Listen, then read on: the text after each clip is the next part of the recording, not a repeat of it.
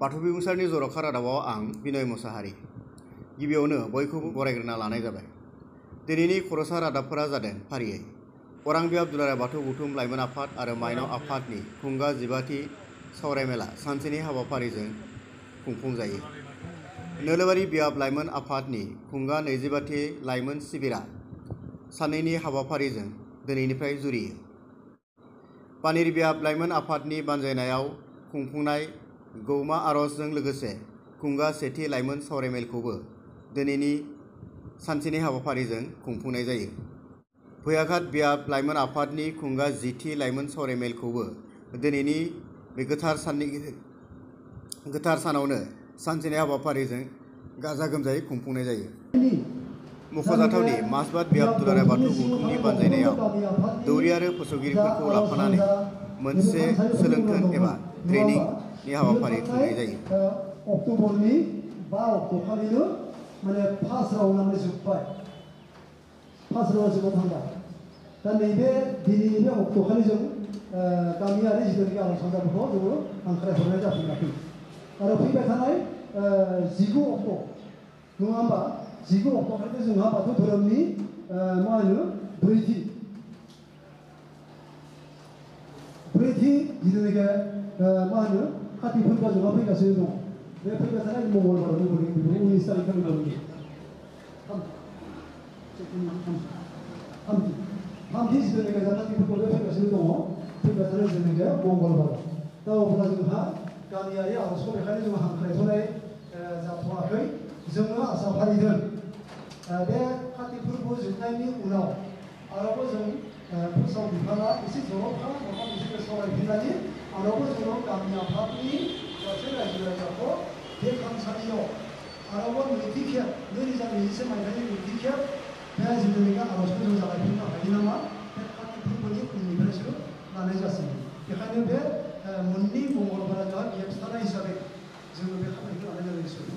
फारसेथिं जोंनि माखासे गामियारि दौरि दौसि बा बिबानगिरि बिथांमोना गुबुन गुबुन बारायाव गोबां न'खरनि खामानिफोरखौ मावनो गोनां दङमोन बेसोराफोर। दा मंगलबारावथ' बिथांमोना खामानि मावा। आरो फारसेथिं नैबे मा होनो हिन्दु धर्मनि जा सर्बजनिय जा दुर्गा फुजा बियो जागायजेनबाय दिनैनिफ्राय नङा होमबा दिनैनिफ्रायनो जागायजेनबाय। दा जोंहा दुर्गा फुजाजों जेबो लोब्बा गैया। अब्लाबोथ' दिनै दिनाव जों जुदि बे दौरि फोसावगिरि आरो बिबानगिरिफोरनि बे फोरोंथाइ मावबादा खालामनायाब्ला गाबोन समफोर लानानै होयोब्ला गाबोन समफोर नोंथांमोना दुर्गा फुजायाव जेबो लोब्बा लायालासे नोंथांमोना दुब्लियाव खामानि मावनो हागोन नङा रायजोफोर आरामसे दुब्लियाव खामानि मावनो हागोन। दा बेखायनो एक दुइ दुइसिबा जोङो बिदिनो नायनानै माने मंगलबारखालि जोंहा आर'ज हांख्रायनाय गैलिया। जों गासै रायजो राजाखौ लानानै मोनसे जों आर'ज खालामबाय आरो मोनसे दानि सावरायनाय आयदाखौ जों लानाय जादों। दा दिनैनि बे हाबाफारियाव नोंथांमोन बाहागो लाफैनानै बयखौबो खावलायनाय थाबाय जाहाथे अनार्थ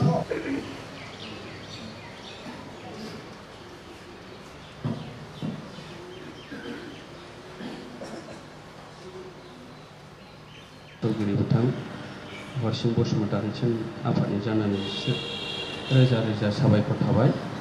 दा दङ जोंहा फारिलाइ बायदियै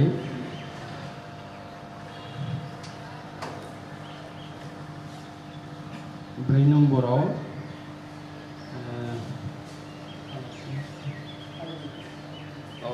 आयदानि सोमोन्दै बोसोनथि होनाय बोसोनगिरि दङ जोंहा माने उदालगुरि जिल्ला बा दुलाराय बाथौ गौथुमनि अरायथा फोसावगिरि आरो जोंनि माजबाद बियाब बाथौ धोरोम गौथुमनि गाहाय फोसावगिरि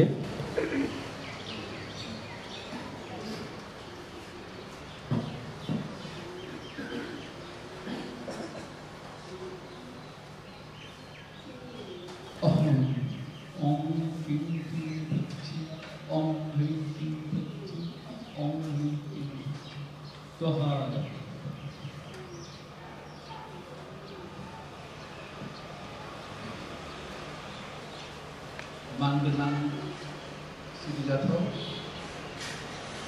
दिनैनि बे देग्लाय बोसोरनि सेथि खेब दौरि फोसावगिरि आरो बिबानगिरिफोरखौ लानानै लिंनाय फोसाव बिफाननि सोलोंथाइ बादानि बे हाबाफारिखौ निजोमै दैदेनलांनाय जोंनि मानगोनां मावथिफारिया आरो जोंनि गुदि बिफाननि मावफारिया माइनाव आफादनि मावफारिया आरो लाइमोन आफादनि गासैबो मावफारिया आरो लेंहर जानाय बे दाब दाब गामिनि